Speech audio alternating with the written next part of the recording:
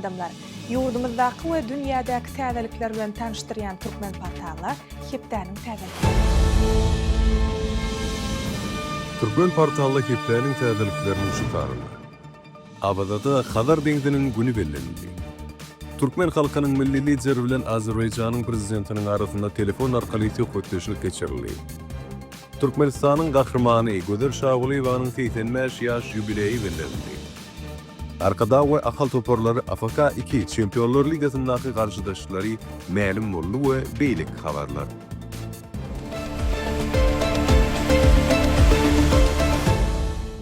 Awgustda Abadada Birleşen Milletler Guramasynyň deňde çykalgasy bolmadyk ösüp barýan döwletler boýunça 3-nji maslahatynyň jemlerine bagyşlanyp ýörüýte briefing geçirildi.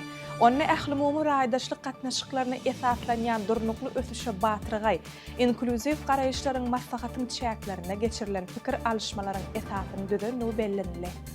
Türkmenistanyň Adalet Ministrligi tarapyndan raýatlaryň iş kesilenligi ýa-da iş kesilmänligi barada fiziki şahslara kepilnamalary bermegiň tertibini düzgünleşdirýän täze kadalaşdyrjy resminama belligi alındy.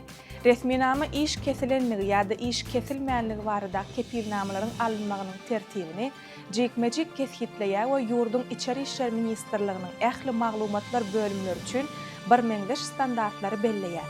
Kepilnamalaryň berilme möhleti 10-15 iş gününiň çägine kesgitlenýär. Bu bolsa raýatlaryň ýüzlenmeleriniň öz wagtyna garalmagyny üçin edýär.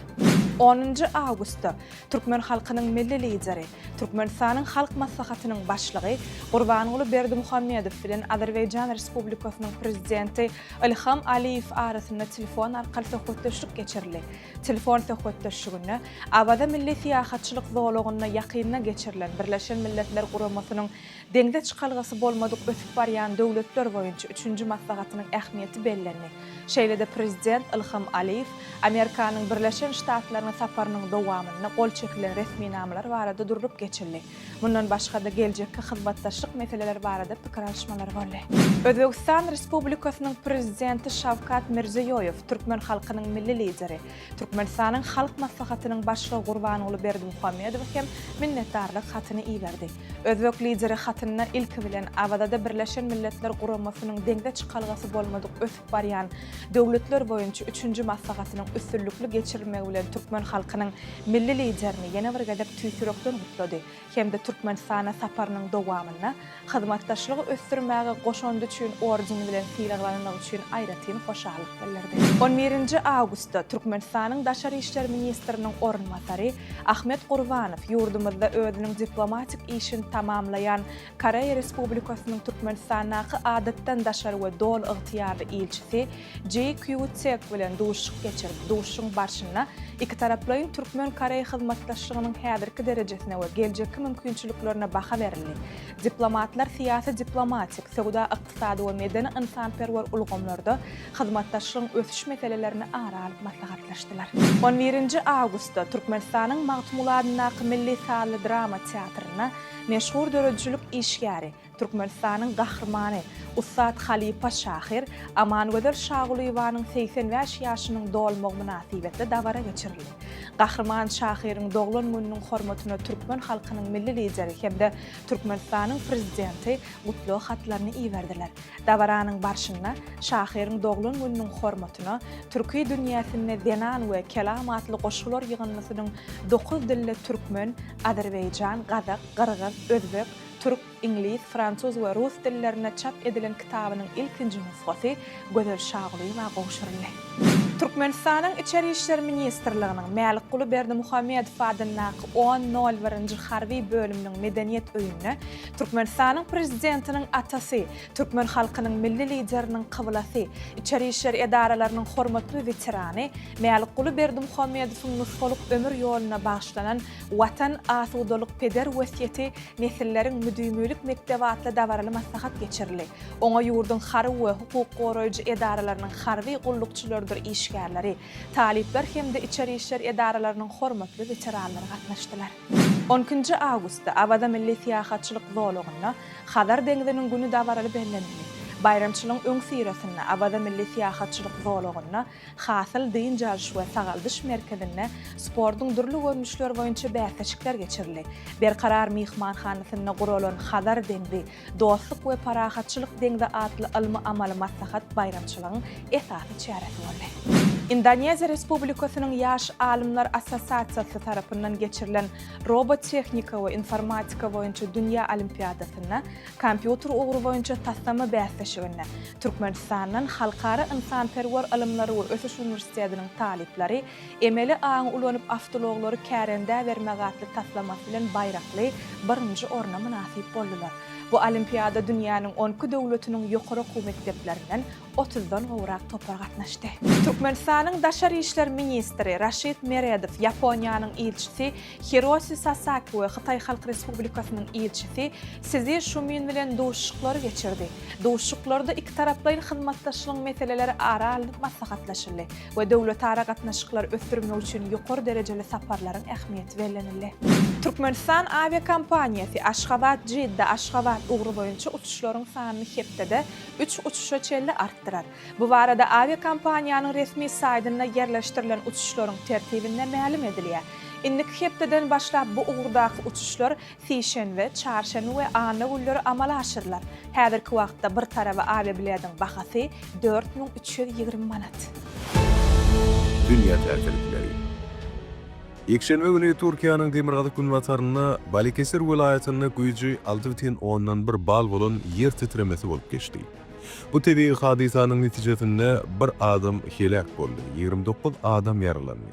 Yer titremesi tutuş devletiň ilatynyň arasyna howsala döretdi. Türkiýe seýsmik taýdan işeň dolukda ýerleşýär we durly bu işdäki yer titremelerine iligderli ýagdaýda sedi war bolýar. Köp miçördäki imit galynlar sebäpli Türkiýede otellerde hem de restoranlarda şwed stolunu ýatyrmak barada gurrun edýär. Bu barada döwlet başçylygyna Türkiýanyň prezidentiniň idarasynyň owa hujuluk hem de azyk siýasat boýunça geňeşiň nutuk taýýarlanlyklary aýdylýar. Mysal üçin otellerdäki şwed stolunu teklip edýän hemmeti girdilen, ýani all inclusive diýilen düzgünniň ýerine täze a la carte düzgün girilip, oňa laýyklykda adam näçe iýip billikçe tagam sargyd etdiler. Şol bir wagtda isriplikligiň öňüni almak boýunça döwlet gazinasynyň maglumatlaryna laýyklykda dünýede her gün 23 million tonna golay azyk önümlerini izlenýär. Olaryň iň kän bölegi miweler, bu önümler hemde çöreklerdir. Kazakstanyň prezidenti Kasym-Jomart Kemerowich Tokayew Respublikadaky Balhaş gölüniň kenar ýakatyna gurulýan ilkinji atom elektrik stansiýasyny iň gowy at boýunça bäsleşik elan etmeyi teklip etdi. Ol bu barada halkara olimpiadalarda üstünlükli çykyş eden mektep okuwçylaryna baýraklar gowşurylýar, söz açmak bilen täze bekeden ýurdun almy tehnika ötüşleriniň nişanyny hem notady. 2 awgustda Balhaş gölüniň kenaryndaky ulkan ilatly ýerde atom elektrik stansiýasynyň taslamasy boýunça ilkinji işlere badalga berildi. 13 awgustda Kazakstanyň Starlink Kemra internet aratnaşygy resmi taýdan işe girildi. Tehnologiýany respublikada ornaşdyrmagyň taryhy 2021-nji ýyldan Kazakstanyň we SpaceX kompaniýasynyň ýolbaşçylarynyň arasynda gepleşiklerin geçirilmegi bilen başlandy. 2023-nji ýyldan bäri bu aratnaş owa mekteplerinde sinal tertibinde işledildi. 2024-nji ýylyň iýulyna çenli bulgama 1731 bilim edarasy berip berildi. Sport täzelikleri.